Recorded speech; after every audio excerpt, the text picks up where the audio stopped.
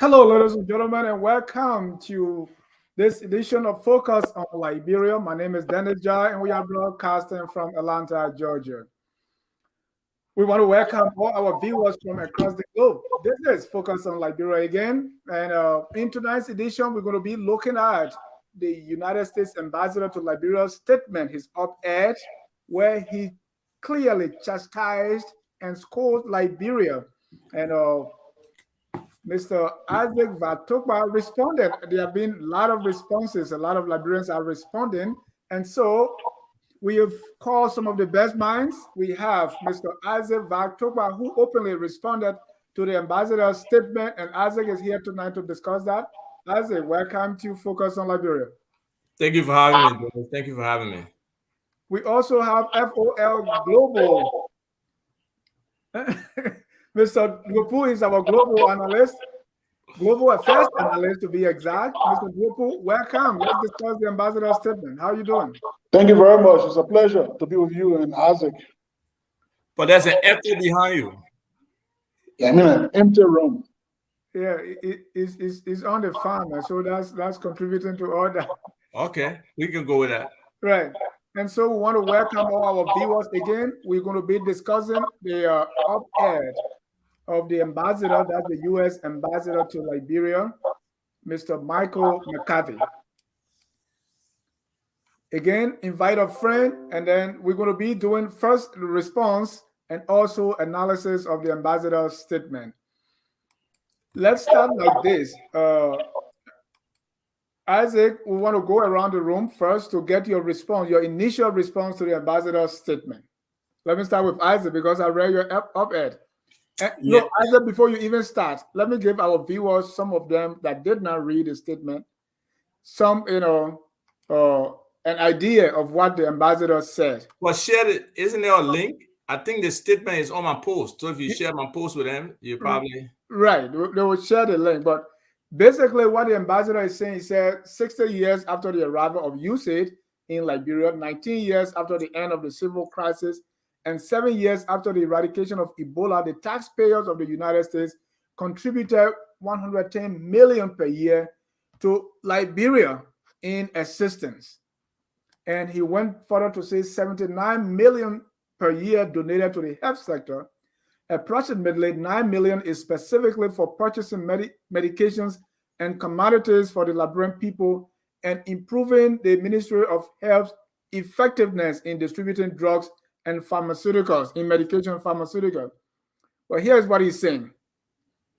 He's saying with that, their investigation shows that not only are some citizens diverting public medical resources and low-cost drugs for personal gain, but that babies, young children, and birthing mothers are dying needlessly as a result.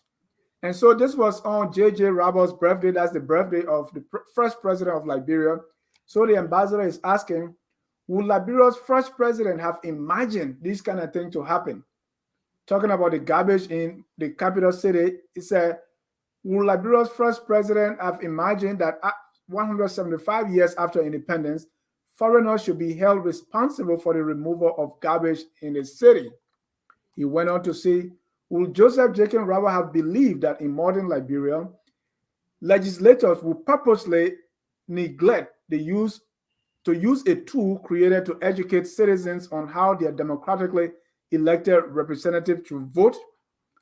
How would Liberia's first statement feel to know that the country's top ally, that's the United States, was compelled to sanction members of Liberia's government just to preserve rule of law and the democracy she helped to establish?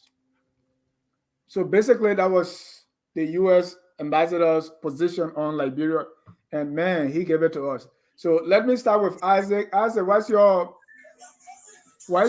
first impression when you read the statement? What jumped out of you? To be honest,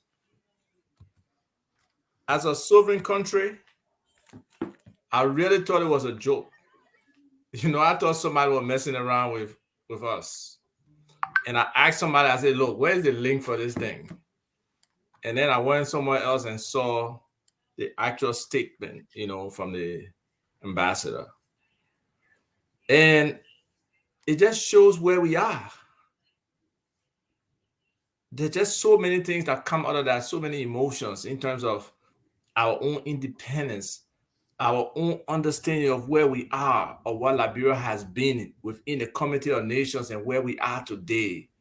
The lack of responsibility and commitment to our citizenship from our leaders, where they just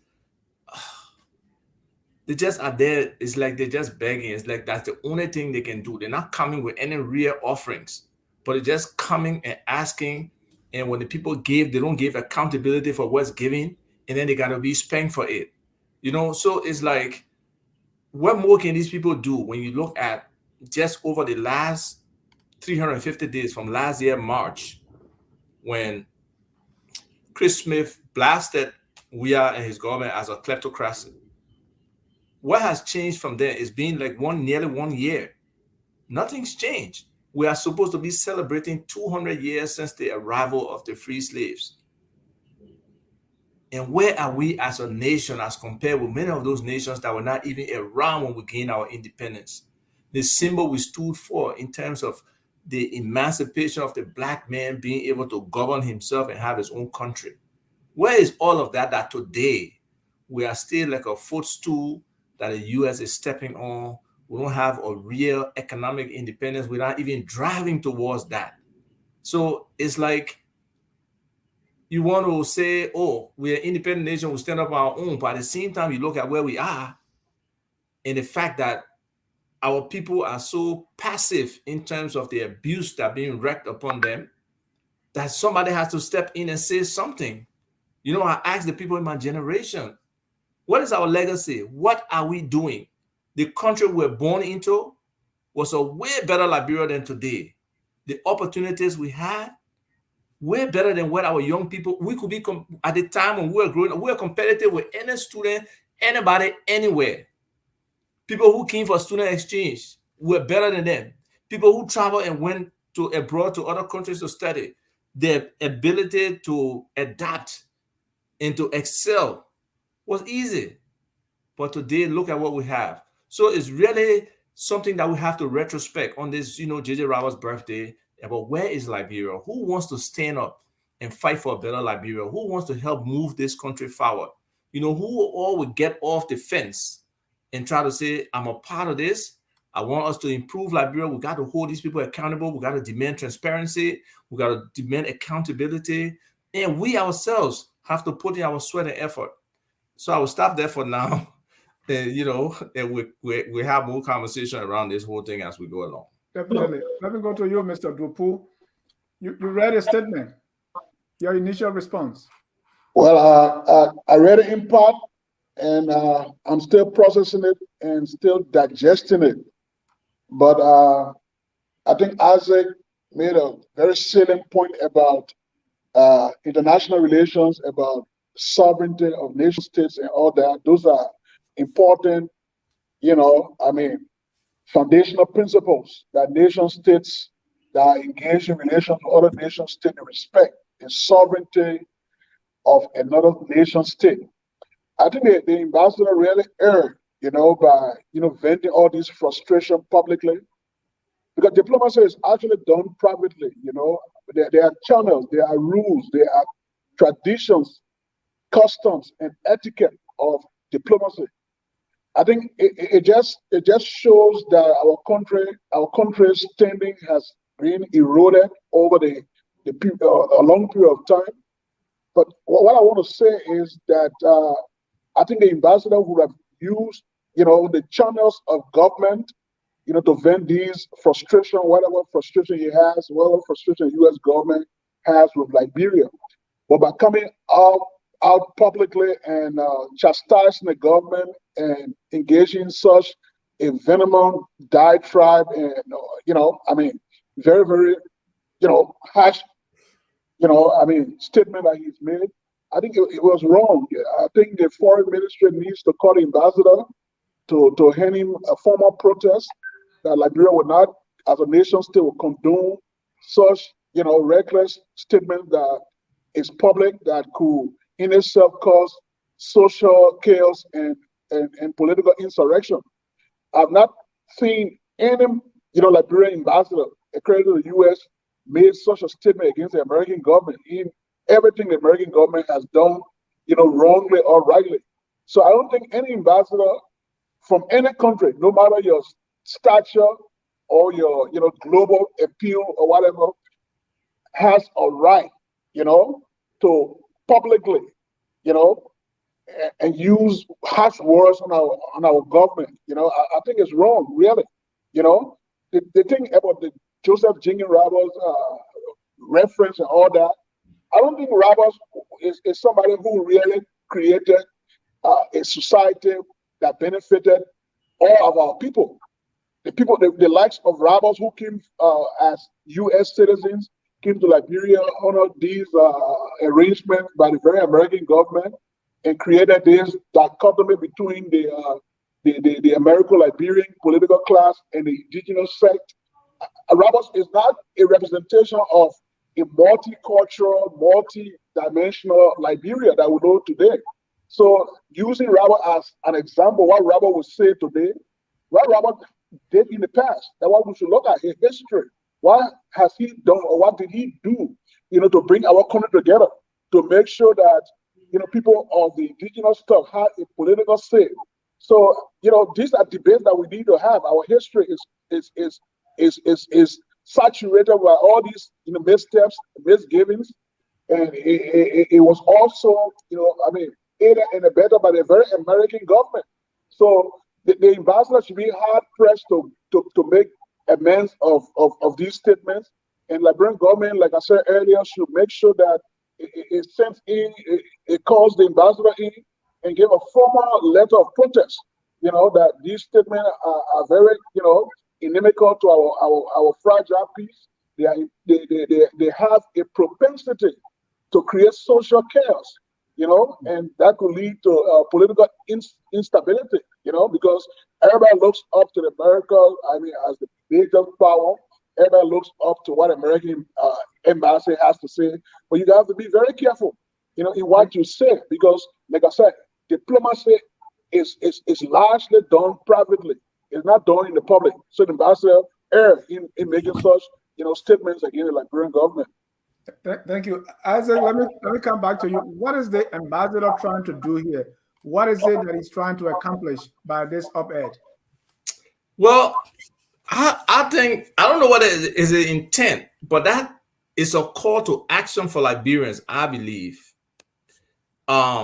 Is something to grab, hopefully, the attention of our leadership. This is a public spanking. You can't take it any other way. This is seriously what it is, a public lashing right in the square in front of your people. And if you look at the last sentence of the ambassador's, statement, there's a lot of nuggets in there, but if you look at the last statement, he asks, how will Liberia's first statesman feel to know that his country's top ally was compelled to sanction members of Liberia's government just to preserve rule of law and the democracy he helped establish? To me, that means sanctions are loading already, or they're already there waiting to be released. Otherwise, he won't say, because he used the word compel. It's just like when you love your child, but they're doing something so stupid and something so alien to the training you gave them, and you won't flog them, but it will hurt you too. That's how he's sounding. Is this his personal? Is this because he's an ambassador, right? Is he talking for Joe Biden, or is it his personal opinion? It's an opinion, Ed, right? Obviously, but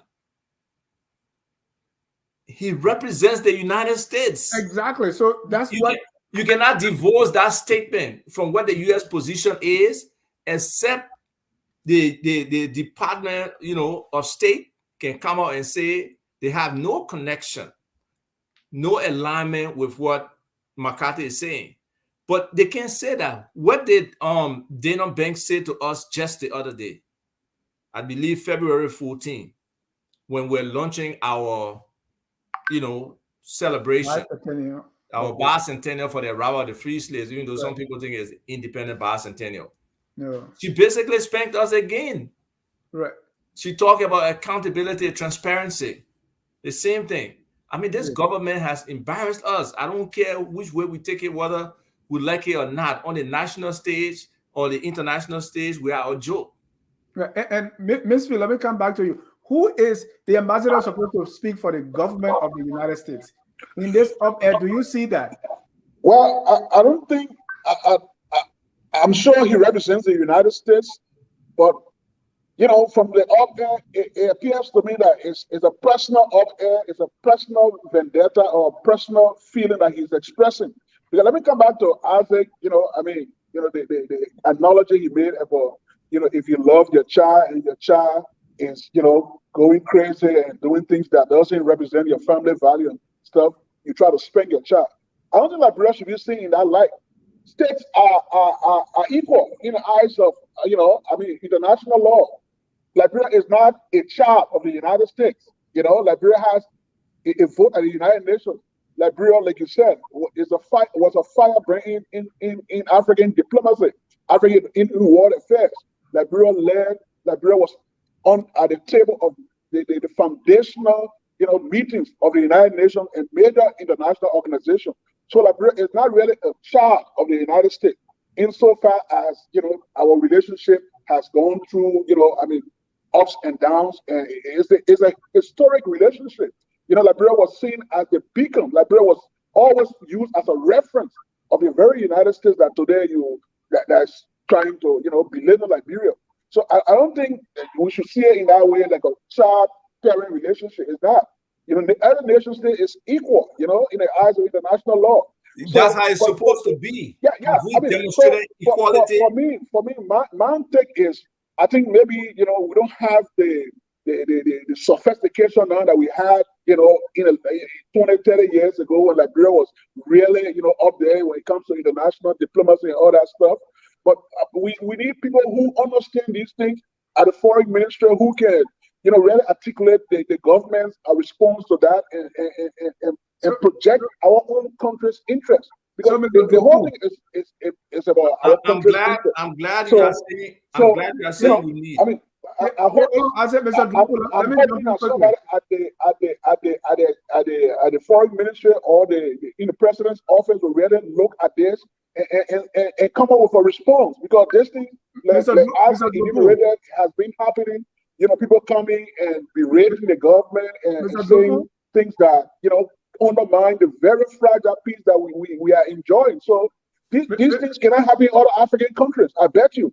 This will not take place in Rwanda or Uganda. Where you have leaders, who really stand for their country and all that stuff. Duopu, let me interject. Mr. Duopu, is he wrong? What he's saying, is it not true, or you are saying it's true, but he needs to be diplomatic about it? No, I'm not talking about the validity of why he's spelled out, but I mean, diplomacy is not done in the public arena. It's done privately. So that makes it wrong in itself. What is not done right is not done at all. So it makes it wrong, because you can't have a foreign envoy, dominating our domestic politics, talking about elections and voting, all that thing. You can't do that publicly. You can't say that. So these are international relations. We depend on the people to support our election system. Let me just finish my thought. International relations is rule-based. It's based on certain conventions. They are established conventions. Since Vienna, these things are established. These etiquettes and decorum, they are established in convention. So to circumvent international law, international convention, to show your bravado that you this, U.S. ambassador who can say anything about a particular country, I think it's wrong in itself. So as a student of international relations, as somebody who is a practitioner of international relations, I find it very abhorrent, and scandalous that he would make such a statement and he goes scot-free. Thank you, Isaac. There are two things happening here. First, the diplomacy and the truthfulness in what he's saying. Right. Is he correct? What he's saying, is it true, except that he's not polishing it, he's not putting it diplomatically, or you're saying both the means of transmitting his message and also what he's saying both are correct. Well, I don't know. I don't even know if correctness is the word here. Yeah, I mean, there's so many times people eschew diplomacy to hit the reality of the issues. That's not the first time. Deborah Malak said certain things in Liberia when she was ambassador. And what's her name? Greenfield said some things when she was ambassador. So to me, it has been a continuation, but this is just a real striking point where he really kind of lays down the law for Liberians. And also, look, if you even read the other portion that he talks about, he said, as these statements indicate, the U.S. government, he said, McCarthy, he said the U.S. government is sufficiently concerned about corruption in Liberia to sanction individuals. Corruption leads to citizen frustration and has had destabilizing effects on countries in the region. It poses significant risk to peace and democracy. That's a fact. We can't run away from that. Is he clothed with the authority to say anything publicly? He clothed with authority to represent the U.S. government. Yeah. Once again, he clothed with authority to express his government's view. Now, if his government view is contravening some quote-unquote unknown or unwritten diplomacy rules, that's just it. But these people have been after us for misusing the monies that they have sent. He accused the Ministry of Health of stealing. And I back that. I have brought medical supplies into the country before and given them to different people and found out that they were selling those things. So he's not wrong in what he's saying. He's absolutely, and you know how many babies died because of that? You know how many babies died because tuberculosis vaccination or stuff, medication that they have for these babies that have been out for a year, and our government will not even try to spend 1 cent to buy some. They won't wait for the international community to bring drugs in. What kind of irresponsible government do we have that doesn't care for its people? Well, as much as I respect our sovereignty, these folks are not lying. They are telling us the hard truths. And it's time that we step up. We understand what our history was, where we really belong in the community of nations, and we try to gravitate back to that position with a well strategically laid out plan that we can implement as a people. Mr. Duopu, before you come in, it is often said in Liberia, if you poke yourself in the buttercup, they will dish you out with bamboo stick. Don't you think that's what's happening here? Well, it's not as simple as, you're making such a correlation between buttercup and a nation state. This is how we carry ourselves. That's what I mean. Yeah, I understand, but, we can't oversimplify, these things. These are complicated, intricate, matters of national security, sovereignty and all that, all the above.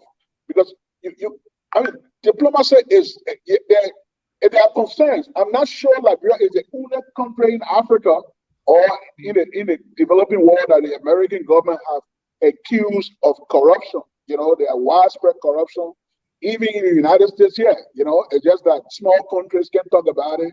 Only, big powers, they use their strength, their might, their financial and economic power to subjugate small countries into, into submission. But what I was saying in the context of what we're discussing is that if there are corruption, if the U.S. Taxpayer money are being abused and misused, there are back channels you can use, to put pressure on the government. There are back channels. If diplomacy is done in a quiet back channels, it's not done publicly. Because one thing is, such a statement is inimical to our peace. The very peace that they are telling us they have worked so hard for us to achieve today. So, there are back channels that they could use to put pressure on the government. And talking about the U.S. government has provided $10 million every year to help Liberia. What has Liberia also done to help you?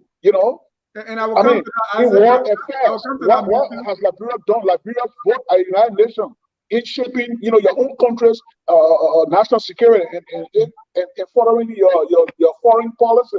So it doesn't have no monetary value. You can't put a price tag to what Liberia has done for the United States insofar as its global standing. So to come out and say because you spend $110 million on Liberia, so you're making these claims and these salacious and scandalous statements, I think it's wrong.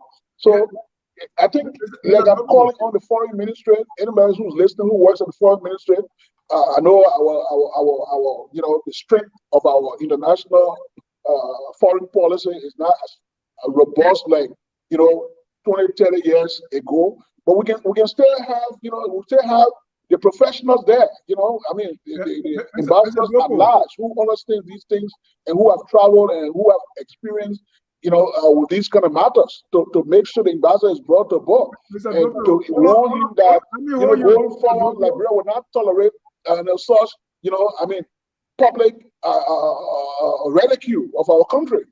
Mr. Duopu, let me read something the ambassador said. He said, last month, I was surprised at the words of city leadership in Monrovia Day. A senior official lamented that, unlike his previous 3 years in office, no donor or external partner is funding the recurring cost of solid waste collection and disposal, implying that he was abandoned by the international community. Is there a more basic local government responsibility than the collection and proper disposal of garbage? Would Liberia's first president have imagined that 175 years after independence, foreigners should be held responsible for the removal of garbage in the capital city? Do you agree with that statement? Except that I mean, the whole reference to J.J. Robert is so mind-boggling. What I'm saying is the whole it doesn't really capture the essence of what he's trying to say. No, hold on. When you make forget the J.J. Robert part. Yeah. I mean, I think the fulcrum of his statement was the whole link to J.J. Robert, what J.J. Robert was saying, what J.J. Robert was saying. J.J. Robert. I don't think we should go back to J.J. Roberts. J.J. Roberts did not give us anything that was solid, that our country was based on, that would have made our country what it ought to have been. But let's go back to what he said about the garbage collection, all that stuff. Right. I think that the mayor, maybe he was frustrated that there wasn't a lot of support that he's getting compared to what people, the administration prior to his was getting from donors. Yeah, there's donor fatigue. Yeah, the EU and other international organizations were funding the collection of garbage in Monrovia. We don't have an incinerator to incinerate garbage. We don't have any place, maybe landfill and all that stuff. We need the technology. It's garbage collection is a technological thing, and after we concede to that. He being urban planning and all that, he will concede to that. It takes technology. Even turn that garbage to renew energy and provide electricity. Those are Mansfield for 4 years. 4 years we have had the opportunity to change our waste management system, and we have not. Mansfield, hold on. 4 years. 4 years. I'm sure Isaac had a brief stint in the city mayor's office. No, I did not have a stint in the city mayor's office. The city mayor trying to help guide him in the initial, in initial stages of the administration. I might be wrong, but that's what I heard. You're wrong. You heard wrong. Okay, it's good that we get clarified here. To be corrected. No, I was free pro bono service I was doing when I was in Liberia. Mr. Duopu, my point. Mr. The collection of garbage is a very tedious task. It will take real investment, and I think our government should really get a handle on that, because it's a city management issue. Mr. Duopu, I don't want to mute you. When I call you to a point, please listen so that we can have a very healthy conversation here. My question to you is, the city mayor is saying, oh, they did it for the other people, they don't do it for me. He's complaining that he's not being funded. And the ambassador is saying, this is the basic responsibility of the city. You shouldn't be crying on donors for this. Is he correct? No. I mean, he's correct to say that's a function of the city government. He's correct to say that, And the city mayor is not even wrong to say that, he's not getting the support that his predecessor got. I mean, people make these kind of statements and just to solicit, extra help. So he's not wrong on that, and the city mayor's appeal is not even wrong. Okay, They go have ahead. been helping for the last 3 years with no results, no accountability. So they have the funds, then he's crying for it. So it just shows that he has not done what's expected in that position, because over the last 3 years, the city was still dirty. Last year, it got worse for sure. Okay. So it's about effectuating what the mandate is. And this government has not done that, whether the social contract, whether waste management, whether water, whether electricity, whether roads that have some kind of economic, return on that investment. It's not happening. You're not seeing the Mansfield. And then when you compound it with corruption and looking at, like the guy said, the lives lost, if we really compare corruption versus the debts that corruption caused, we find that there is no love for our country from our officials. And not only from this government, it's not just only this government. It's an entrenched system of corruption that this government also to come and really usurp, really change, really disrupt. Unfortunately, either because of incompetence or laziness or greed, they just jump into the same system. I mean, look at the budget. The budget process has not even changed. The approach to developing the budget has not changed. Nothing has changed. There's a replica of whatever Ellen them are doing. It's just that they are so incompetent compared with those who are doing it for Ellen. That is so obvious and it's so worse right now. The country really needs change. And they got to retrospect and they got to really look at themselves. I understand your sense of the sovereignty, because that's what my shock first when I read it.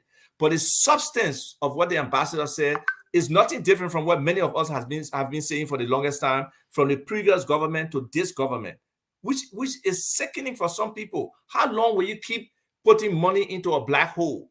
Nobody wants to do that. People want to see results or impact for what they gave you. If the government wants to make the case on, oh, you give me 110 million, but the real thing is we're only getting 25%, trickle down for that, 110 million. So then tell them, say you're only getting, 27 million from it. Be able to say that the money they're giving you is being paid for high price foreign expats who are quote unquote consultants or experienced people, when sometimes they are not. So we need to look at the aid structure, and we got to look at how aid is utilized and whether it is effective for us. And for me, I agree with what's her name, Dombisi, what she said, that aid is dead. It's not effective because our dependency is there. No Liberian government official will use the money that we generate as revenue to make an impact on our people. They wait for foreign money. Why should that be? Yeah, we should be spending our own resources to make a difference for our people and not depend on the foreigners. We have enough wealth to turn our country around. If we leverage them the right way, if people can execute their responsibilities the right way, it just doesn't happen because of corruption and greed. And Isaac, the substance of what he's saying, the question here is, he's an ambassador. He's not president, right? We don't see Liberian ambassador in the U.S. or in Kenya or anywhere else scolding the country in the name of op-ed, right? Besides that, the United States is propping up corrupt and dictatorial leaders in other places. So why is the government of the United States, through this ambassador, scolding Liberia publicly as if, as you describe it, it's a parent-child relationship? No, Liberia is a sovereign country. Because the focus has been there. The supposed relationship has been there. We have provided that status for the American ambassadors over history. They have been close to a second government in our country. Whether we like it or not, that's what it has been. They have wielded significant power in the development of Liberia, in the funding of Liberia, in the implementation of projects in Liberia. All the screw-up projects you go around, you see, use it on it. But Isaac doesn't give them the right to treat Liberia as a colony. We are not a colony. We are not a colony. Have we empowered ourselves from the colonial mindset? And that's what I wanted to say earlier. We love the way that Liberia was founded and where Liberia has been. But the foundations of our formation does not lend itself to the kind of development we expected. Today, as one of the first independent Black republic, to only have less than 30% of your people educated. Don't we see something wrong with that? And even today, the education system is getting worse. Nowadays, education will eat, that is statement. How will you ever be competitive with the rest of the world? You don't educate your people. If you don't empower them, your human capital is the best thing you have. Some countries don't have the natural resources, but they have the human capital that can help them to move to the next level. We don't have that. We got qualified people all over. We got very competent people in the diaspora as well. We have not brought that to bear because of the intimidation for many people, the exclusion that happens as practice, and that needs to change. Thank you. Let me go back to Mr. Duopu. Mr. Duopu, 2 minutes. I know you, Mr. Duopu, I know you are talking about the sovereignty. You are talking about the diplomacy, and whether this ambassador had all this authority to talk to us any kind of way. I get that.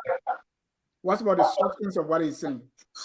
Well, I mean, the substance can be argued, based on our history, based on everything that has happened to Liberia, Liberia's dependency on the United States, because Liberia has always been the sphere of influence of the United States since, I mean, our relationship goes back, centuries, our very founding. That the establishment of that colony called Liberia, that relationship has been there. So I think that has also, one way or other, helped Liberia and also hurt Liberia because of this, over dependency on everything America says. We have to graduate from that. We've come a long way now. We're celebrating 200 years of our independence. I think we have to. No, not yet. Come again? 175. 175 years or 200 years of the coming of the free slaves to Liberia. I think that what we celebrated recently, the bicentennial. Yeah. So all that history, we need to really package that history and really sit back and reflect on how that history have helped or hurt Liberia. So like we come back to the ambassador. I mean, the role of an ambassador from a foreign country to another country, a host country, it's very delicate. You have to be very tactful. Because everything you say or do, especially an American ambassador, could be perceived, either rightly or wrongly, depending on what you say. So what he said, especially doing it publicly, I think everything he said, got some truth to it. Some, I mean, our country, we have this bad governance still, our Achilles heels, public corruption and graft, and inside pay-to-play, peddling, influence peddling, all that kind of, thing that undermines our economy and create poverty for our people. Those things still happening in other countries. I mean, that's a sad reality we all have to grapple with, and hope that we can make the changes that we need to make for our country to leave that state of dependency. There are a lot of things that Liberia is grappling with that America has helped us over the years. We must commend them, in terms of economic and financial assistance. But some of those assistance that were brought, like Isaac said, they were siphoned back to the very, I mean, armchair intellectuals and experts they bring, even government, they find, some solidarity with, they give them a pass and all that. Ellen and the government before we are, I mean, they gave Ellen more money than any Liberian government in the history of Liberia. So I mean, what was the tongue lashing that Ellen got? No, she was cruising up with them. Because most of the times, U.S. ambassadors come to Liberia, our government officials try to cozy up to them and make them, put on a pedestal and make them feel that they are another government operating in Liberia. We should stop that kind of, that kind of governance practice. They are not a government in Liberia. The Liberian government is the sole authority. Any other government, any other embassy, you are not the government. You can't have a parallel government. You can't have a two-track government in the country. So that undermines your very sovereignty. So we have allowed that over the years. Come again? We have allowed that over the years. We have allowed that, and it's couched in our history. You know, we Mansfield, are local history. that will only change when we establish our sovereignty by our actions of independence, building our economic independence, and being able to take real positions, being able to leverage the assets we have with the foreign direct investment that comes in. How long have we had a relationship with Firestone? What have we done with regards to value addition and the production of rubber products in our country? So Isaac, that's where I want you. That's where the country or the people of Liberia expect you to speak, right? These are the things you should be speaking to, and not jumping up and down because in Liberia, because an ambassador is chastising the whole country. Yeah. Who are you talking to, me or Mansfield? Yeah, no, you. I'm saying. How am I jumping up and down? That's an unnecessary comment you're making, Dennis. What do you mean I'm jumping up and down? Because you, according to what you wrote, you are supporting, you are almost like excited about the statement that this guy is making. So, did you read what I wrote? Yes, I did. Is the guy wrong in what he said? What I'm saying is, instead of you speaking to the larger issues about the speaking to the actual issues. What do you mean larger issues? What other larger issues you talking about? I'm talking about you now. I'm talking about you. No, but what other larger issues are there than the thing he's talking about the death of our people because of corruption? What is the underlying cause of the underlying cause? Because our officials are corrupt. They have not tried to move the country forward. What are you talking about? And how do you fix that? It's not by clapping for this statement. It's by you. What do you call clapping? What do you call clapping? All right, let me put on. Read my statement. Tell me why I'm clapping. All right, let's start with this. You agree with the ambassador. You said the reality is Joseph Jenkins Roberts and other good presidents of Liberia have long turned over in their graves and showed their backside to this banana republic. When has "but" become an insult that you can write it on the screen? You will tell me what to write, Isaac? Oh, you will tell me what to do, but I can tell you what to write. You can tell me what to write. So you can't tell me what to do either, Dennis. No, I'm asking you a question. Respect yourself. No, don't tell me I'm jumping around. Respect yourself. Don't tell me that. No. I'm saying you are jumping up and down. You are. Yes, but don't tell me I'm jumping up and down. You don't see me jumping up and down. No, but that's a description when people are happy of what is being, or when people. Well, you don't see me happy. Where's the happiness? No, when people are supporting. I'm miserable. I'm miserable. Go having an incompetent government and a corrupt government and not doing right by the people. Where you see the happiness there? No. I'm talking about you are supporting this statement. This statement wrong? I'm asking you if the guy's statement wrong. You said no. But then you're telling me I'm jumping up and down. Right. No, Dennis, you are totally wrong. You are off base completely. I don't think you even understand the man's statement from what you're saying. You don't disagree with anything the man's saying. But you say somebody jumping down because they agree with the content of what he's saying. Put aside the fact that we're a sovereign country. That's why I was read my opening sentence. No, what I'm saying, hold on, Isaac. You are now addressing the underlying motive why things are the way they are. So I'm asking you now, why don't you speak to these things instead of trying to piggyback on the ambassador's statement? Dennis, how long have you known me? Isaac. How long have you known me, Dennis? How is that important? How long have I not been seeing these exact issues that are being discussed today? Exactly, but these are the issues that we need to be talking to. But we're talking to the issues, then you say the larger issues. What other issues? It's not like today was my first time responding to these. We have been speaking about these issues for the longest time, and you know that. So for you to say, I'm clapping for the man when these are the same things we have been saying, but now that maybe people hearing it from Big Brother or our parent country, then maybe they will take it serious that some of us, the stuff we say is not relevant. That's what you're trying to say. And that's my point, right? Because my point is these things that are said over and over by Liberians, they don't have much weight. They don't have that much weight until somebody else says it. And then we try to repeat what they have said, or we try to go in line to amplify what they have said. But we've been saying these things all along. So that was my point. But Dennis, you sound, I want to say you sound like something wrong with your hair. Seriously. As it really?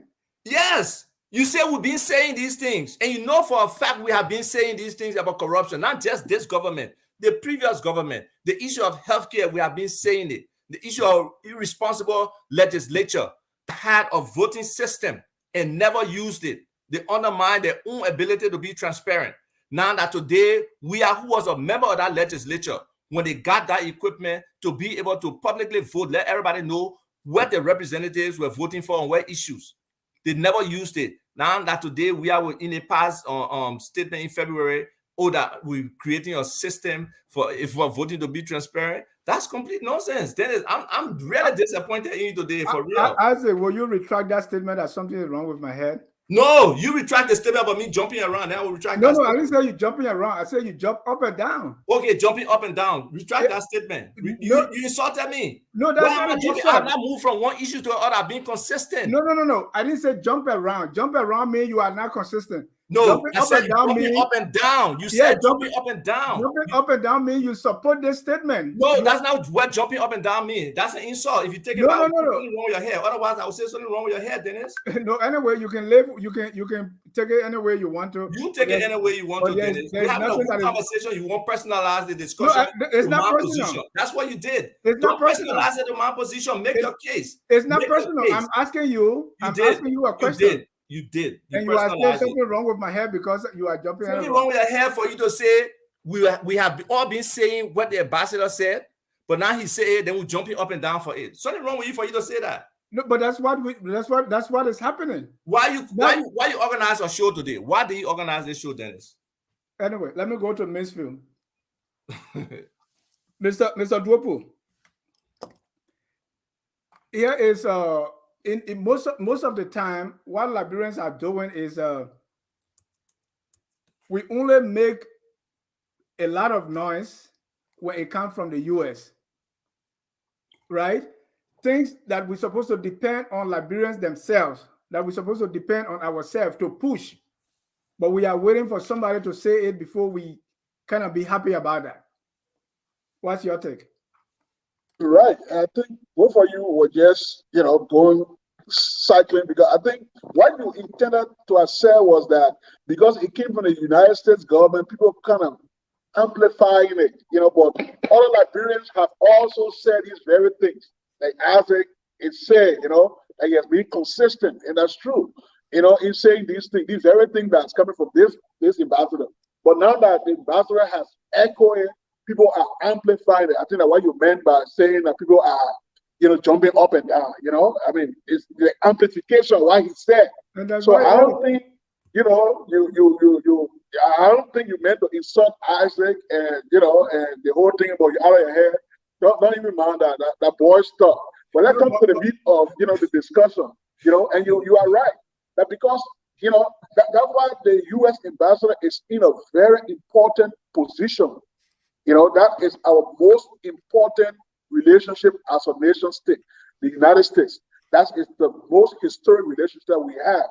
And because of that relationship, whatever he says or she, he talked about Linda Greenfield, he talked about another, I think, female who was ambassador before, that have made statements against the Liberian government. And nothing was done to them. Ellie was causing our Linda Greenfield. They were traveling around, they were, going, visiting each other and all that privately. But I mean, let's come back to it. You have these concerns. These are legitimate concerns your government has with the Liberian government. And you talk about sanctioning government officials and all that. Those are not things that you make public. Even if you have the mindset of sanctioning people and all that. Mr. Duopu, what you are saying is, even though I'm a role, but don't go outside and say it. No, say it in the corner. The ambassador is fully, knowledgeable of these conventions and traditions. He has been, I think, a Peace Corps volunteer.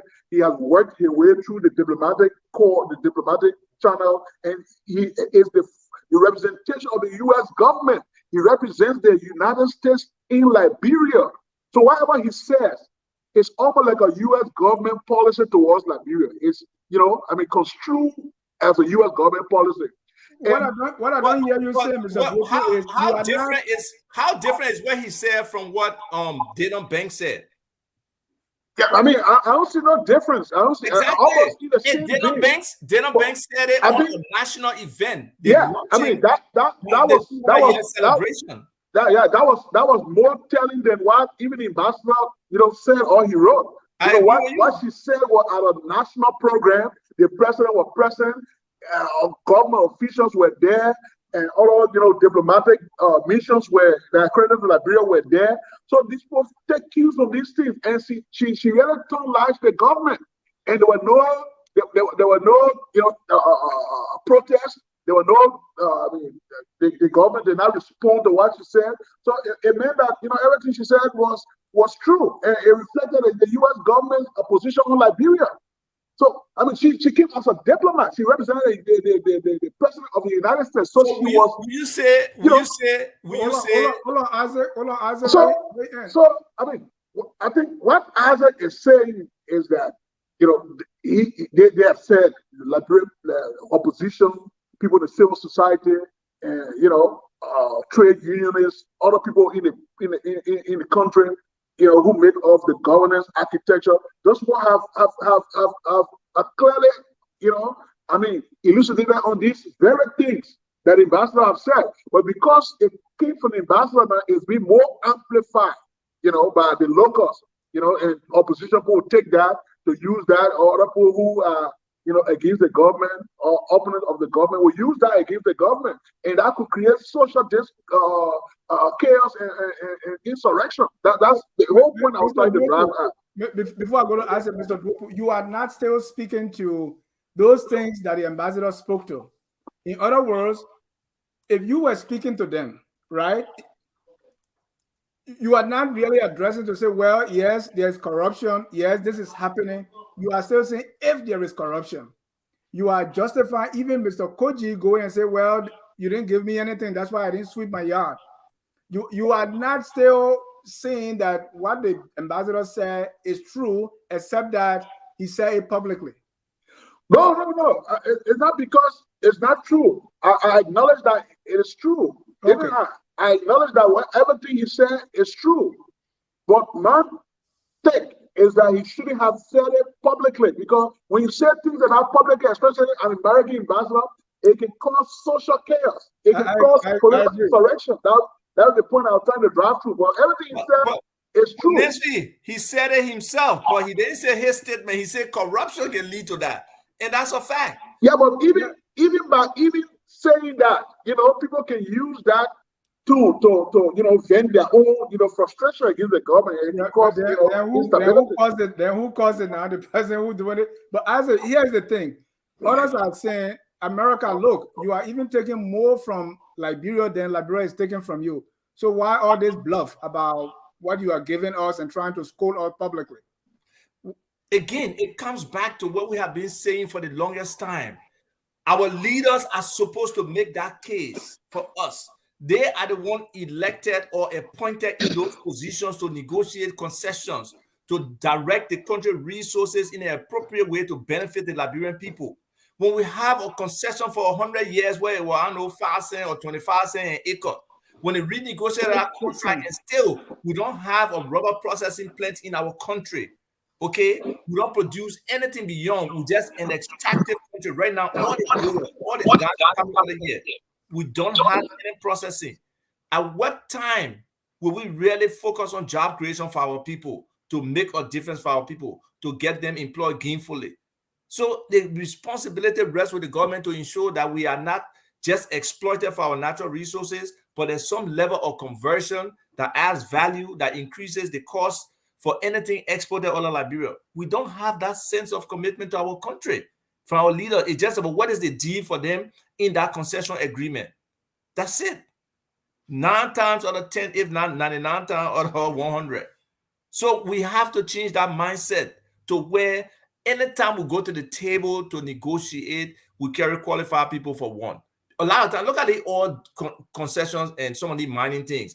We are dealing with people who have generations and generations of information and data and negotiations, where we go to the table with people who are not knowledgeable about the sectors based on the kind of appointments they do. They don't have the right kind of consultants around them. We are at a disadvantage from the start. We don't even know, and then we don't like to read. Do you think we read off 300-400 pages agreement? No, I don't think our people read them. They just initial them.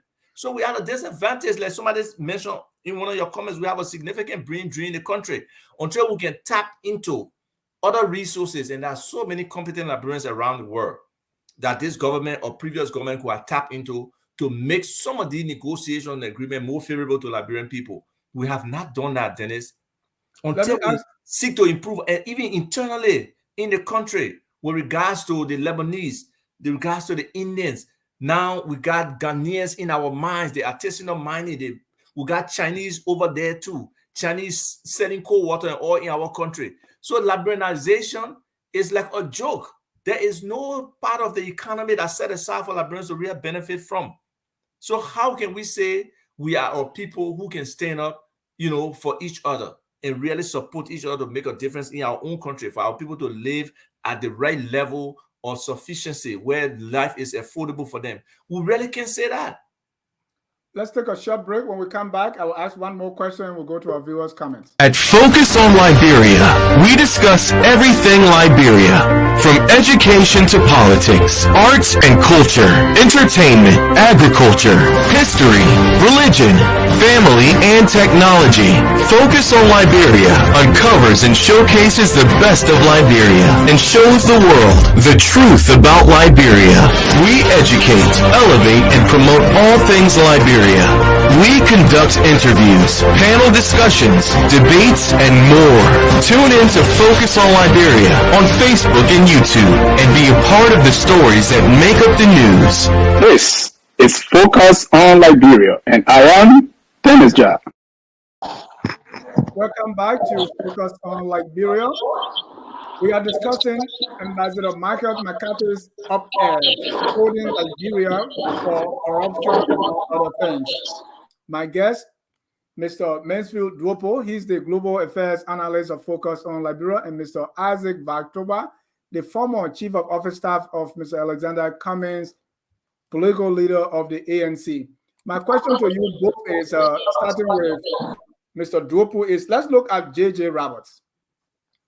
The ambassador is using the celebration or the birthday of J.J. Roberts to scold Liberia and say J.J. Roberts will be turning in his grave.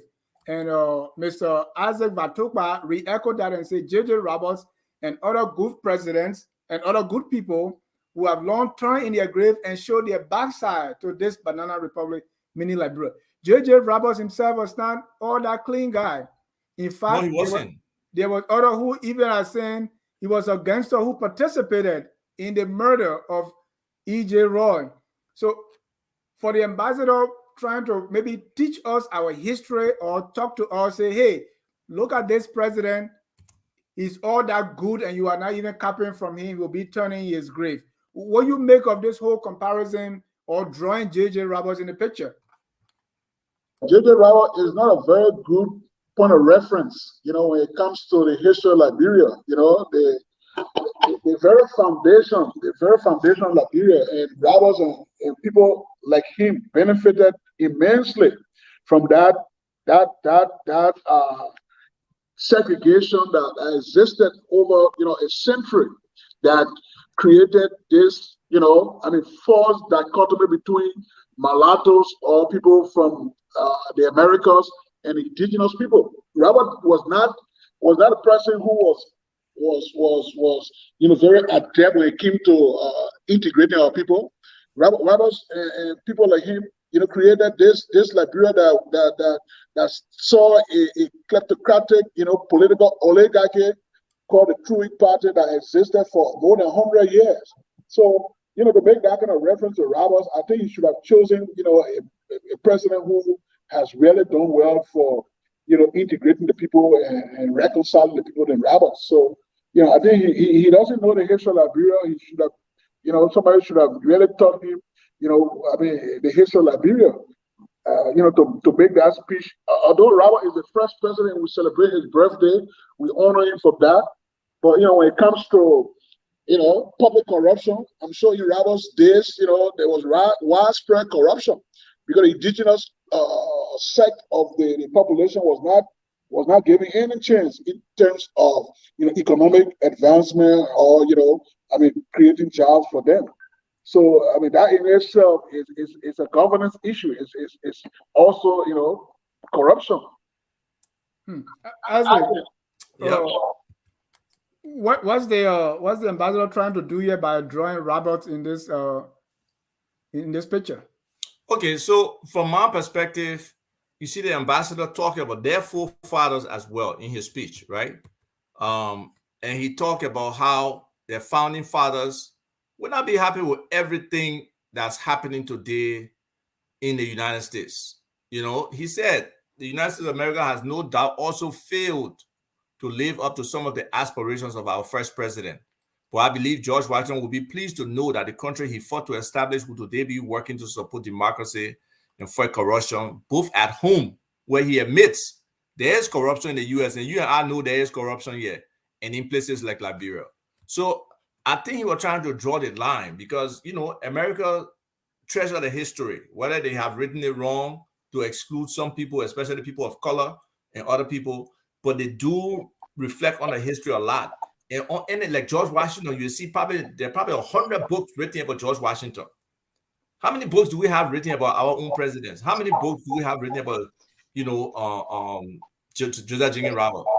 If not for Dr. Patrick Burroughs, we would not even know who Hillary Teague was, even though we see it as, you know, one of the presidents. So history is important. That's the context he was coming from on this day of J.J. Rowe's birthday. What is his thought process? What would he think? You know how a lot of Christians can say, what would Jesus do? I guess I was thinking around with what would J.J. Rowe think about what's happening today? And obviously, you know, a lot of leaders have these thoughts about equality and stuff. And I think I read something today. I think it was from Chris Neal. Chris Neal had done a speech back on J.J. Rowe's birthday in 2014. And he pointed out some of the qualities of J.J. Rowe. But he also said our leaders are weak people. J.J. Rowe then were talking about equality coming from slavery. He was, even though he was born free, but coming from slavery, and then, you know, creating a country where all men are equal. But all men were not equal. The indigenous people were not considered equal. They had a separate, you know, society or duality with the traditional and the formal sector. And they kept it that way for the longest. And what to every new leadership advantage to keep it until probably Tottenham opened it up a little bit. And it still was not enough, because where are we today with regards to the level of education and exposure of our people? We are still way behind the rest of the world. He come down to all the liberators of African countries. They came to power.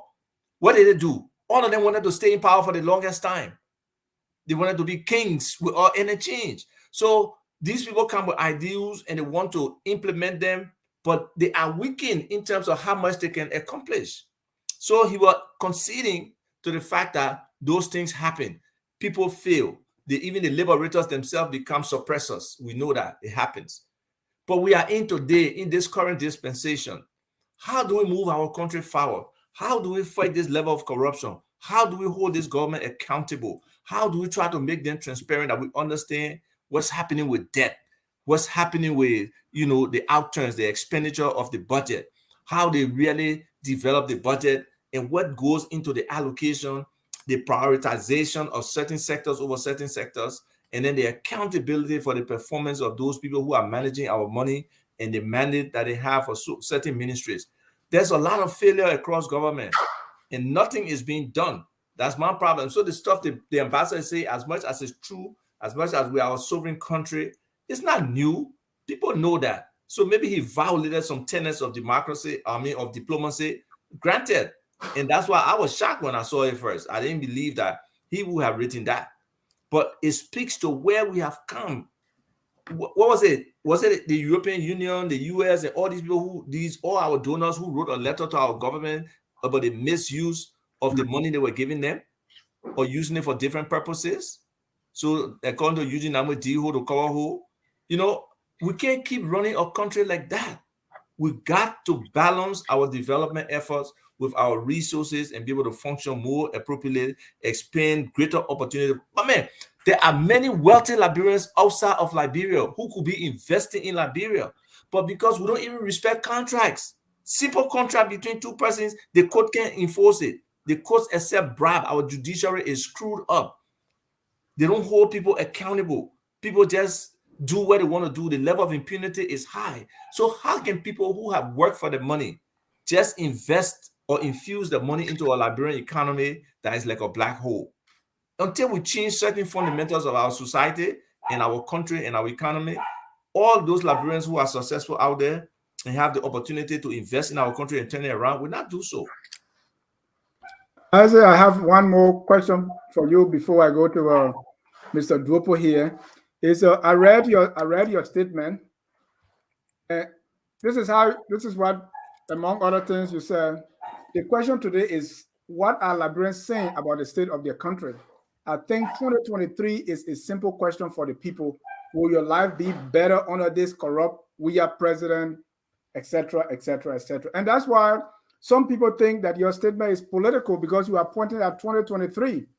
There is nothing wrong with a political statement. Everything in this country is political. That's why I wonder the people who say, oh, I'm not political.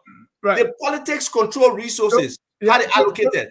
Politics control let me end the question, right? Okay, end your question. So what are you looking at in 2023? Is it a Cummings presidency to make this okay?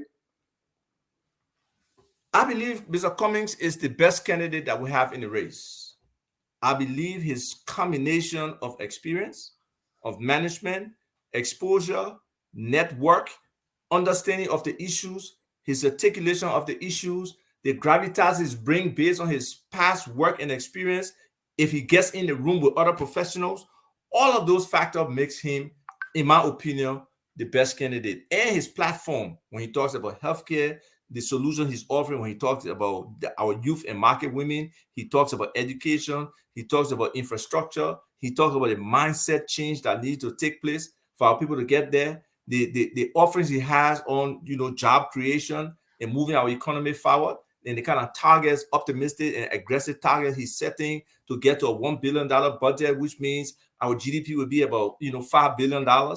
So all of that package together makes me believe that Mr. Cummings has the ability to do it, and he's been a doer. So yes, in terms of a choice for 2023, obviously for me is Mr. Cummings. But I'm not going to tell people, vote for Mr. Cummings. I don't do that. I want to tell people, say, have a critical mind. Understand what it means to select a candidate. What are the qualities you're looking at? Thank you. Okay, the integrity, the experience, the ability to produce, the ability to reach out to other countries and build something around you, the ability to leverage your own resources. For example, we take our forest today in Liberia. Thank you. Let's leave it there. Let me go to Mansfield. Okay, Mr. Duopu, and because our country at this point is, I don't want to use the word polarized, but we can see the divide. So when people are watching these shows, they look at you and see the position you take. Well, they may think, well, Isaac is opposition, is support coming, so whatever the ambassador is saying that is against the current government, he will support it. And they will also say, Mr. Duopu, he works in the WIA government, he supports WIA, so he will defend, and go against the ambassador, even though he knows that that is true. What will you say to people who think that the both of you have your own political side, and that's how you're looking at this issue tonight? Mansfield, you're on mute. But why Mansfield on mute? I think you're wrong to Mansfield. Mansfield is not saying the ambassador is wrong. Mansfield is just talking about. Mansfield is here. And because of the am I unmuted? Yeah, it's because of the feedback. But I support President Weah. I make no apologies for that. And to say I work in a weird government, I think that's a little overstretched. I was never appointed by Mr. Weah in his government. I just had a mid-level bureaucratic position at the National Social Security and Welfare Corporation as an assistant director general. That is not a presidential appointed position. Okay. So, that's just a bureaucratic position. I work there as the head of the corporate policy and strategy department. But, coming back to 2023 that Isaac alluded to, it'll be a very fierce battle, politically. And, I know you support Mr. Cummings, but with all these, CPP, infighting and all that, I don't know when that will settle, because Mr. Cummings' hopes are in the whole coalition, the CPP, the whole idea of the CPP. And I don't think it has gone well for him in, the last couple of months, with the the infighting CPP, the fractious relationship with he and Bwaka on here, he and Yuri, and the Yomli Kanga wing of the Labour Party. So we'll see how that plays out, in the coming months ahead, because politics, it's all about who gets what, when, and how, So that is one thing that we can set aside and see how that plays out. But coming to President Weah and his government, I think initially they made a lot of blunders, they made a lot of mistakes. I've written, lengthily about those blunders. I mean, I've taken some latches, on my person, even my family, by people saying that I was opposed to the government. Even government officials, senior government officials, were telling other friends of mine that I was against the government because I was very harsh and critical of the government. But I thought in the few months, the early months or the first year of their leadership, I think they made a lot of very, very flippant mistakes. The construction of President Weah home, I thought that was so inopportune.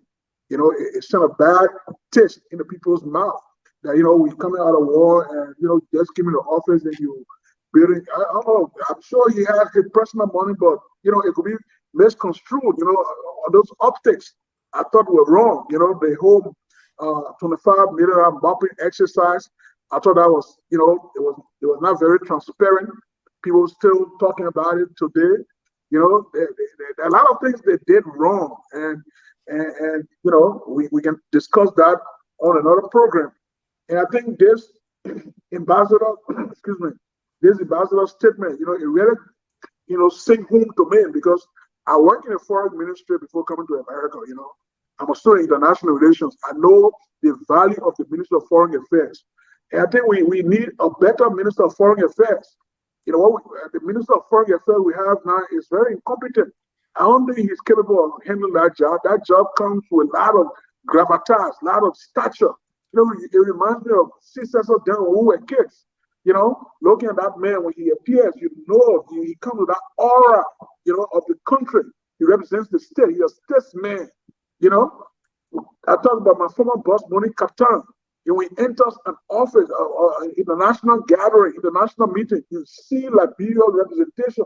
But what we have now, I don't think we have any competence at the foreign ministry, and even our relations with multilateral entities like the Bretton Woods institutions, the World Bank, the IMF. We need somebody who understands, the workings of those institutions to bring, back the benefits to the country. Right now we have serious diplomatic missions that are not being filled. We have over 10 missions, important missions around the world that have not been filled. Our presence at the UN is void. We don't have anybody at the UN right now as we speak. That is incompetence. That is a serious governance, incompetence. You can't have a serious mission like the UN.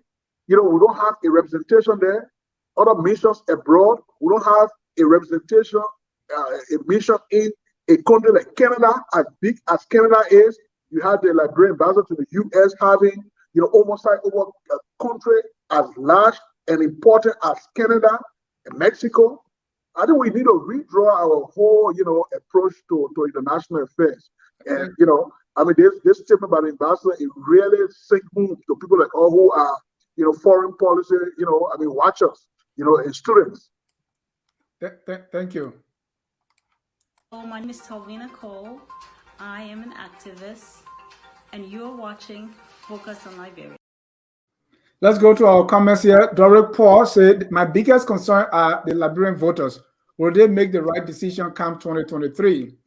Evan Morris is watching and say, welcome, Mr. Tukpah and Mr. Duopu. Mohammed Sidibe, I will not take anything but to say to the ambassador, he is out of ignorance, man. Royal Smith, the Americans are tired with behind the door business. So Mr. Duopu to say, Americans want to come in the open now and scold us. E. Louis Page, the government is lawless. We welcome all public exposure of incompetence from the U.S. government. Ever said, Mr. Good point, Mr. Duopu. We should not accept these statements against our country and government. Augustine Tamba, corruption is an evil attributed to the government but nurtured by common Liberians. We always put much emphasis on treating the disease than the prevention of it. Corrupt government officials who steal. Martin Brown, people are suffering in the country on a daily basis, and you are talking about diplomacy? Mr. Duopu, I give you 1 minute to speak to that. Well, and one of them said you only saying this because you're not in the country. So go ahead, 1 minute. No, I might not be in the country physically, but it's Liberia still remains my country of nativity. So I still got I have interest in Liberia. I want Liberia to progress, and diplomacy is an art. Is how countries relate to each other, and you want who is entrusted with that has to be very tactful, and skillful in handling those very delicate and complicated relationships. So diplomacy works even in your personal life. Even in your home, you are, a diplomat. You are negotiating. You are entreating your family, your wife, your kids. You are making, overtures. You are not coming in the public to discuss your family's affairs. You do it in the back room. You do it in private quarters. So diplomacy works everywhere. So I'll just stop there. Randolph Jala said, you are right because you are not in Liberia to feel the suffering of our people, so you will speak the way you have spoken. tell him I was just in Liberia before COVID struck. I worked in Liberia. I've been in Liberia working there since 2008. I worked at the Governance Commission. I came back. I went back. So I might not be in Liberia physically, but I have family there. I got my friends there. That's where I was born, and that's where. Despite me being in the U.S., that's where, my heart is. Evans Morrissey, what a silly thing to say, Mr. Tukpah. Public spanking? Yeah, before you go on, let me ask Mansfield. Mansfield, didn't you say the same thing that it was a public spanking for us, but you don't like it? Well, yeah, it was a public spanking. It was a public tongue lashing. You can categorize it any kind of way, give it any kind of name. But I just thought, as somebody who worked in diplomatic circles, I just thought it was very unnecessary to be public like that. I mean, from the beginning, when Chris Smith said, well, kleptocracy to Denham Banks to the ambassador. Yes, those things violate the tendency of diplomacy and how you approach a sovereign country. But that does not take away the fact of all these things that we have been saying that's still going on that we're not paying heed to. So maybe the government will pay attention to this sequence of events that people are talking about. The corruption is too high, is impacting people. The investing money in our healthcare system is not being used for the right purposes. Somebody asked, look at the proliferation of pharmacies in the country, but no drugs in the hospital, no drugs in the government clinics and stuff. Where the drugs going? We know for a fact that they were doing it, taking the drugs out of the system and taking it to their own hospital and clinics. Even the health minister, if somebody do an audit of that health ministry and our health minister, lifestyle and process and financial audit, they will see what they will see. I mean, everybody, the thing is like an open situation with the corruption. But people accept it because sometimes it doesn't help one or two people. That's not what makes up for corruption. It's not an immense to corruption for somebody to say they're helping people or do one or two projects. Yeah, no, you're affecting much more people than those people you're assisting. Let it something flow. And I just want to point out that Call Yeya made a very good correction. Hillary Teach was just like somebody who helped with our Declaration of Independence. Hillary Johnson was the president. The Foreign Affairs, the Minister of Foreign Affairs, or the Secretary of the Department of State at the time. That's what we had. They had departments back then. So she's right because I did misspeak and say he was president. Right. But a play was done for him, and Patrick Burrows did a great job of that. First of all, what system was put in place by J.J. Robert 15 years post-war is not sufficient, and the actual Liberia did not begin until 1956, when finally all people of Liberia began voting. We could say the same thing about America because women did not vote until later. So we could also say, if we agree with his analogy, that America did not begin until women started to vote. So, Mr. Hensford, I'm just disagreeing with you. That's all. So what is the excuse that? Yeah, he's saying what did J.J. Roberts What do? he's saying, the time we have had since after the war is not enough for development? Yeah, he said it's not sufficient. And then Liberia began 1956 when people began voting. The man trying to rewrite history. Okay. Yeah. Mr. Duopu, Mr. Washington owned slave. He is still celebrated as a founding father. Mr. Robert is our founding father despite his flaws. Mansfield, Duopu, what good is diplomacy privately when government deliberately isn't moving the needle up to shift condition? Isaac Kakula. Oh, wow. People can have names. I had a friend, Isaac Kakula, who passed away. I think the U.S. ambassador is right, and the intent is not to denigrate or look down on the GOL, but to recall our leader to do more. The citizens are suffering, and the leaders are all doing things to protect their own interest. Fact. All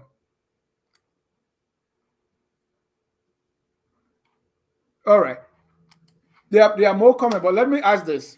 With what the ambassador said, what do you see will be the impact on the government, or what are we expecting the government response to be? What impact is this going to have on Liberia going forward? Let me start with Isaac. Well, like the ambassador himself said, I don't know whether it's his statement or it's the fact that corruption is affecting so many people negatively, that, you know, the dissemination of this information of people could wake people up. I just hope it gives people, the regular people, a little bit more consciousness. I hope it gives the government a checkpoint to look at what they are doing, what their relationship is with the United States at this point, dependency versus independence. What can they do to close that gap, that they can be admonished consistently? You know, are we ever going to really close that gap? I don't know. So how does our foreign policy change? How does our economic policy change with regards to, you know, the United States? How does governance change in itself to be transparent? To maybe the government will totally disagree with the U.S. ambassador and say they're not corrupt, but do they really provide audits or explanation or demonstrate that they are not corrupt? Because everybody believes that they are corrupt. The justification for many of them was, oh, Ellen government was corrupt too. But that's not why the CDC came to power. The CDC came to power to change that and make a difference, to create an opportunity for every Liberian to have an affordable living. They have failed on that. So where are we going? And that's where I said my question to the people, rather than ask what J.J. Rao would think, the people who are suffering today, what they would think, or do they even think they're suffering? Are people so used to having been born into poverty or during the war, whatever, that they don't even know that any other better condition exists, that the situation today is okay and we should just continue with it? Or are they looking at a potential, what will be the future for them? What will be the future for their children?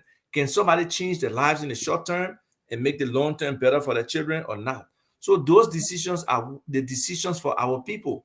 But for them to build that conscientiousness, to be able to decide between those options, they must be given some level of understanding of the social contract, some civic education, and some level of responsible citizenship that includes, you know, patriotism, that includes an understanding of their own human rights and all of those things.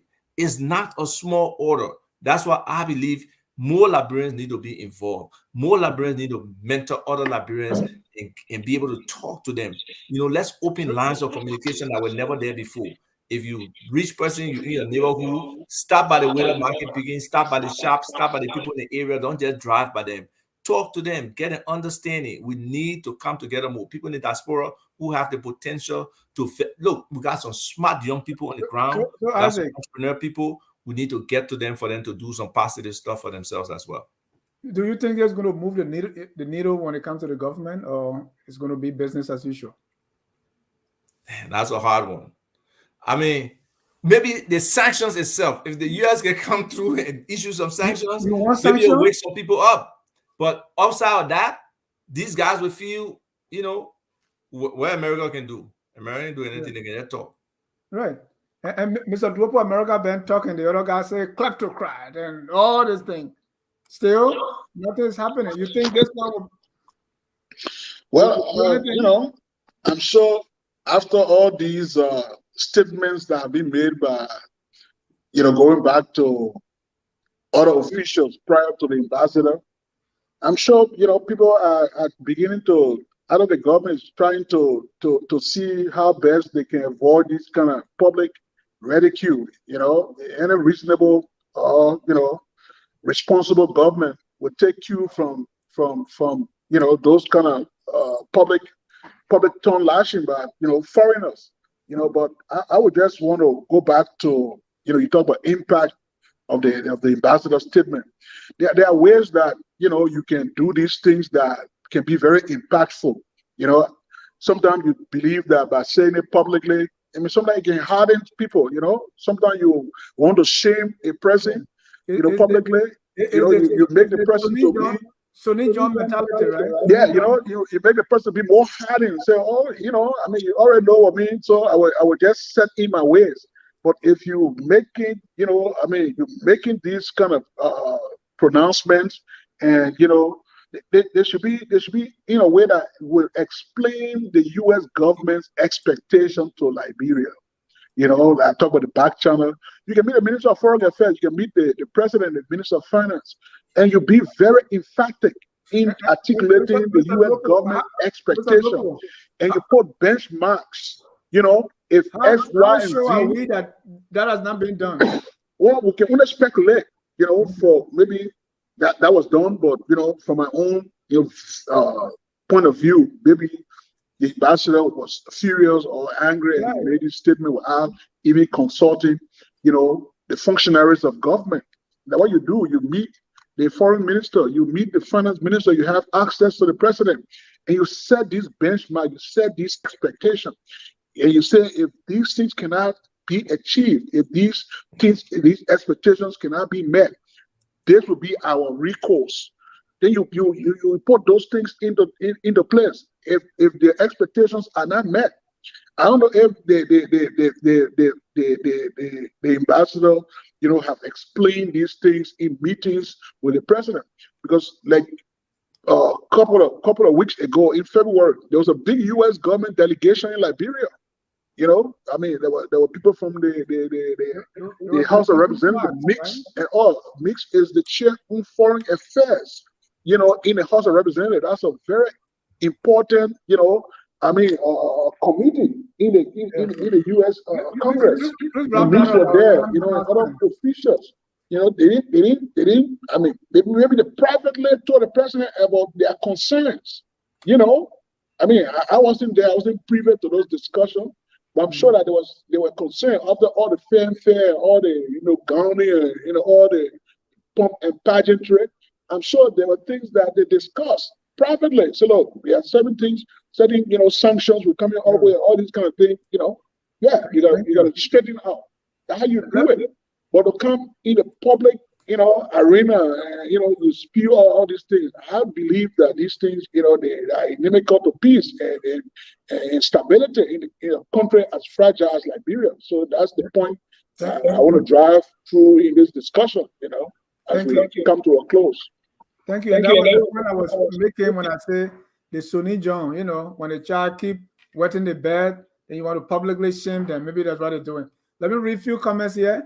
Anthony Gates says, suddenly at this point, Liberia is like child-parent relationship with the U.S. instead of being an independent and sovereign state, Mr. Duopu. Elder Joseph Wakokro said, when you sell yourself as a beggar, both in theory and in practice, you in fact have compromised your integrity and thus does your respect? The answer, and corruption. Mr. Duopu, that man is well-informed diplomat, for God's sake. I don't know what is that. Stephen Johnson says, stop begging for assistance if you want to be taken seriously and valued. Tolly said the U.S. is no longer into closed-door diplomacy with Liberia. The Liberian government doesn't respect private diplomacy, Mr. Duopu. Gabriel Carter, in as much as I believe we don't have the right people at the helm of this country, I also do believe that these comments should not have been said in public. You cannot make these kinds of statements in public as he did. They are further exacerbating the problem and the fragile democracy we are trying to maintain under this pseudo government. Gabriel, you spoil, you call our government pseudo? Martin Wayman Brown, what is Duopu actually saying? I know what he's saying. Agatha Stele is wrong. He, the ambassador, live in the USA, doesn't pay for garbage, or is it free? Citizens in the country are the problem. My opinion on this, that let all citizens pay indirect payment, but somebody got to set it up. Citizens can just get up and pay. And we have more and more comments here. I'm pretty sure they have talked about this matter in-house, and yet no action from our government. Mr. Duopu, Mr. Tukpah, in the Southeast, they say the child who will listen, who will pay heed, that child is only pepper one time. So probably they have done everything, and this government is not paying heed, so they have to come out and publicly rebuke. What do you think will be the next step to this U.S., to this, the op-ed? What do you think going to follow next? You asking me? Yes, sir. No, I mean, I really think the Liberian government should engage the U.S. ambassador. You know, we in the public space, obviously, we have been saying these things and we believe they are true. But I think they need to come to the table and talk about what they plan to do differently. Yes, they can express their disappointment in what the ambassador said and how he said it, and the medium that he used to say it, you know. But at the end of the day, he's not lying. He's not saying something that they don't know. Now it's up to them to address their people and allay the concerns and fears that people have. What is the next step for the government of Liberia? This is how we handle transparency. Every ministry on its website will have an annual report. All expenditures from the budget, even on a month-to-month basis, will reveal it, especially those that are project related. Okay, so transparency is something that puts a lot of people at ease. Being accountable to the people to explain the situation, what happened here, what happened there, all these different deaths that have occurred, all these accusations of corruption, how are these issues being resolved? So we see different fluctuations, different things when it comes to these different cases. So it's about government being transparent, government being accountable to its people, being able to explain and not operate with impunity, you know, when major issues are of concern to the Liberian people. So I think, again, they should go to the call for a meeting with the ambassador, have that discussion, and come up with a plan about how they will approach those things or what the formal response will be to the ambassador. Okay, thank you. This person is after me. Said, Daniel doesn't want to hear the truth.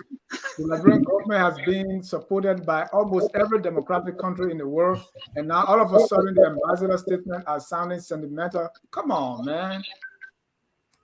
Mr. Duopu, next step, both for the government and also for the U.S. Or is there going to be a big bluff again? No, I think like Isaac said, you know, I think we should engage the United States government. That is our major, you know, I mean, partner that we have, our development partner. You know, everything goes through Washington. You know, you can't deal with the French without Washington's acquiescence. You can't deal with the German without, you know, Washington's winking to them. You know, so you can't do it without them. You know, it's like, you know, the rock in a hard place. Where do you want to fall? You know, so I think, you know, we can reach out to them through rapprochement.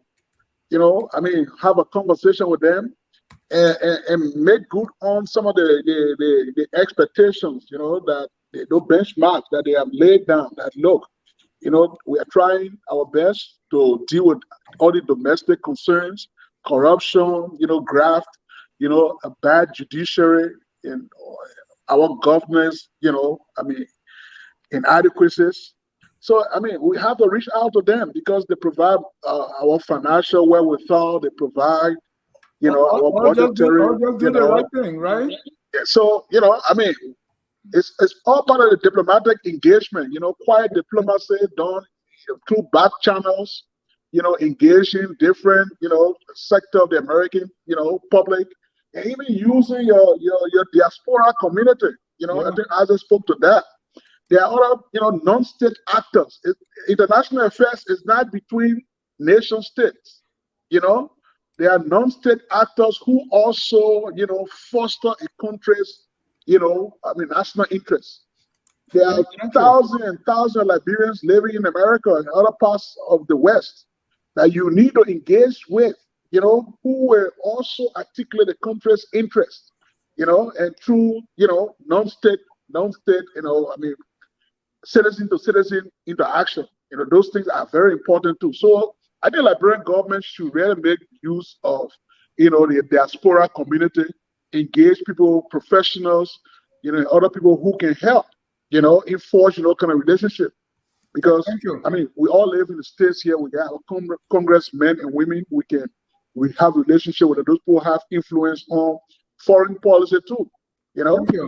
Those kind of outreach, those kind of engagements. It's very critical. But if you think, you can only have government officials engaging these people, you need a citizenry. The opposition. They have a role too. It's not just the government. Because it's a government in waiting. So as an opposition party, you want to take power tomorrow. Don't start new thing on the opposition. Martin William Brown said the Americans are delaying with the sanctions. That's why we have the time to talk about it. Look at the livelihood of the Liberian people, for God's sake, Duopu. Sanction, you say? Darling, what we say, Dennis, you need to stay on point. You are off point tonight. I don't really understand which side you belong to. I don't belong to. And then Royal Smith said, Dennis, you're wrong on the guest. I mean, Isaac. All right. Okay, Dennis. Judge Counsel, advice for such a behavior. Dennis gave me. There are too many comments. I don't think I can get all of them. Dennis, can I come in? Yeah. Okay, come. I want to get the closing comments now. So, two things. The first thing, I will apologize to you for saying I don't think you're here correct tonight, even though the other caller said it, but I will apologize to you personally. It's not conditional. You can still say I'm jumping up and down. That's not a problem. But the second thing, I just want to clarify for somebody. I made a comment that Mr. Cummings is talking about $1 billion budget. That means our GDP will be about $5 billion, okay? So the GDP is our gross domestic product, is the output, the entire output of the entire economy. But it's also driven by the government budget. But the government budget is just a portion of that GDP. So I said the government budget is $1 billion in the future that Mr. Cummings will gravitate to. But for somebody to understand, let me break down over the last few years where our budget has been and what our GDP has been. So in 2019, we had a $526 million budget. Our GDP was $3.22 billion. And that means our budget was 16% of our GDP. In 2020, everybody knows our economy shrunk. So our GDP decreased to $2.95 billion. And in that year, our budget was $535 million, which was 18%. In 2021, we had a GDP of $3 billion. And we had a budget of $570 million, which is about 19% of that. So I was just trying to keep in line with that relationship between GDP and budget. So if you have a $1 billion budget, I'm saying the GDP will be $5 billion because 20% of that $5 billion will be the $1 billion. So just to explain to that person, how we get there, how we can break down the budget to get to $1 billion is not that complex, even though. You are responding to Obe. Yeah, to my man Obe, so he can understand. That GDP thing, as it will be another show. Yeah, no, but you can't let him walk away not understanding what I'm saying. And that was one of the questions you didn't read, so I hope he understands it now. Yeah, all right. And there was one. Anyway, I skipped, but that's fine now because they are too many comments, and we want to appreciate all the people that are commenting. And then I made a mistake here. And I was corrected. There's a lady, hands for is Nyamade. That's a lady, and I didn't see the first name, so I was referring to that as Mr. Hansford. So thank you for the correction. I didn't see that comment anymore because I know Nyamade is. You see, here's your feedback, Mr. Mr. Tukpah. So I said, leave the GDP talk. I told you. I can't help Obero. I can't help Obero. Let him go and break it down, or we can have a debate on GDP and something and see who will lead in the same. You're coming to me now. So, but gentlemen, thank you so much. I know this was a quick show that was organized maybe the last 3 hours. And thank you so much for coming. And let me get your closing comments and 2 minutes each. Let me start with Mr. Duopu. Oh, sorry, Mr. Duopu. I think, there was a very stimulating debate, very, very thought-provoking. It kind of hinges on our country's, image, what our country has become. I think we still got hope for our country. And I'm sure the better days are yet to come. So what I want to end by saying is that, I think the Minister of Foreign Affairs should make some good faith effort in reaching out to the U.S. ambassador, to really have a concrete discussion on some of these vexing issues that he has raised. Most of the things that he has raised are, very true, but sometimes the manner in which you say it and the public way that he has said it, I think, it wasn't in line with diplomatic ethics. So, we have much to say. I think we still have a sovereign government in our country, and that government represents the Liberian people. And, you have to, if you have any qualms with the government, there are back channels that you can use. There are different, different machineries in government, different people, different non-state actors you can use to reach out to the officials of the government. And I think our government officials too should to take cue from what the ambassador has said. Those things are very troubling, and we have to really confront those issues that our country is faced with. We can't let those things just, simmer around and we wait for foreigners to solve our problems. Yeah. That's what you get when you become so subservient and so dependent on, you say the GTZ and other, international organizations for your domestic survival. So I think we have everything that we need to have as a people. Our country is rich enough. We can maximize our output.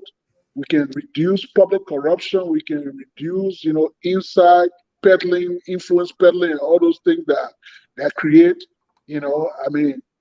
social chaos and insurrection. So I want to thank you and Isaac for the opportunity, and I wish all of you a very pleasant night. I'm still at work. I should have left at 6 o'clock. I got a message from Anthony at 5:30. So, being the global affairs analyst, I had to, become working overtime now. I'm sure it's time and a half, right? So, I think I'll be checking my account in the next hour or so. So, but thank you very much for the opportunity, Dennis. And have a good night, Isaac. Thank you. And thank you. Thank you too. Isaac, your closing comment. Yeah. Again, I want to say, Dennis, my apology to you for my comment to you. No problem, brother. More importantly, the whole issue of sovereignty is critical. But sovereignty comes with a certain responsibility as a nation. Your ability to effectively have that moral authority over your people and to lead them and to govern them by the social contract and the constitutional arrangements that you have. In my mind, this government is failing in that respect. Therefore, its own level of sovereignty is being questioned. In addition to that, from an economic standpoint, we are highly dependent on foreign partners. We see the IMF come in, they do the economic analysis, they basically define the path. We see some of the requirements for structural adjustments in how we exercise our economic policies. We see them trying to control our fiscal spending in certain way, our structuring of our national bank, how we handle this whole dual currency. So when we talk about sovereignty, sometimes we really have to question what kind of sovereignty are we talking about? You know, because there's multiple aspects of sovereignty that people look at and determine, you know, whether it's just interdependence, whether it's just controlling within your borders, whether it's by the international legal terminology, or whether it's by how you govern it. So all of those are factors. But the reality is, what the ambassador said is not far from what we have been saying forever and what we'll continue to say. So for us to be shocked at the ambassador's, I want to say, lack of any diplomacy in just laying the wood to us, that's part of it too. But after the shock, we come to the reality of the statements, and the government really need to question itself. What is it doing about corruption? What is it doing about the lack of the rule of law in the country today? What is it doing about impunity? So all of these things are things that are supposed to question, that the government should question itself, introspect. They need to get around the table. The labor of corruption is hung on this government's shoulder, and it's something that if they don't do something drastic, it could be their downfall. And I believe, based on what that ambassador is saying, there are potential sanctions coming, because he said they're compelled to do it. When somebody's compelled, I mean they're forced. They may be reluctant, but they are forced to do it. And for us to come to that point where our officials, these people follow the money. Nowadays, with the level of technology, yeah, you can move significant money without it being followed. So they follow the money. They see the remittances. They see how money is being transferred. They see the different bank accounts that people have across the world, whether it's Dubai, whether it's in Freetown, whether it's anywhere. They see how the money is moving. So it's incumbent on our own leadership to look in the mirror and say, look, we are not going in the right way. We need to change some things. And here are the things we need to change. Here are the milestones for these changes. Here are the end targets that we expect to achieve within X amount of time. If they can do those things, maybe they can reverse this level of corruption that affects our country today. But at this point, some of us don't have that confidence or that, belief that they can actually reverse what they have immersed themselves into, because it's like this whole corruption thing is a part of them. Every deal, everything is transactional now. There's nothing futuristic in engagement with the government of Liberia. It's about what can those officials at the table who control things can get from you at that point in time, or who else got some kind of signature authority to get something. So until that culture of extraction in the moment is changed, we are in for a long haul. This week on Tough Talking Thursday, we're going to be discussing ways to move our country forward, and we're going to be zooming on education.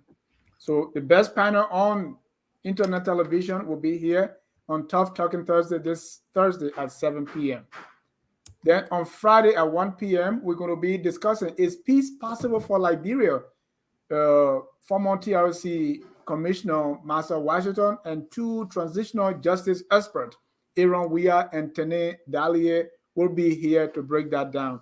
Then on Sunday, we're going to have our Justice Forum. We're going to be discussing the courts of Liberia, civil court and criminal courts. You don't want to miss that. Gentlemen, I want to thank you so much for coming, especially at a short notice.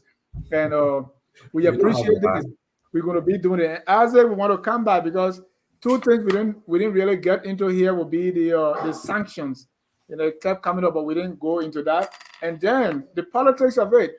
You say Alexander Cummings, you mentioned 2023, and people are anxious, and then you wanted to go into the GDP.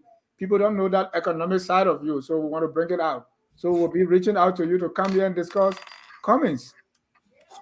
No problem. We can do that. All right. And so we want to say thank you to all our viewers for watching. Always keep it here at Focus on Liberia, where we try and do our best to educate, to elevate, and promote all things Liberia. At this time, please ask Stephen Johnson about the parable. You cannot fatten your pig on market day. What? What will happen to that pig when you fatten your market day? You will buy it. It'll be dry when you go into the market. It will be dry when you reach there. It will not get fat out one day. So, Stephen Johnson, whether you fatten the pig on market day or before the market day, we are all Liberians. Whether you believe the ambassador is correct, both with substance, the timing, and the channel, we are all Liberians. The only thing we need to do is let's do our best to make our country the glorious land of liberty. Have a good night and God bless. We are Liberians. Liberia is our home.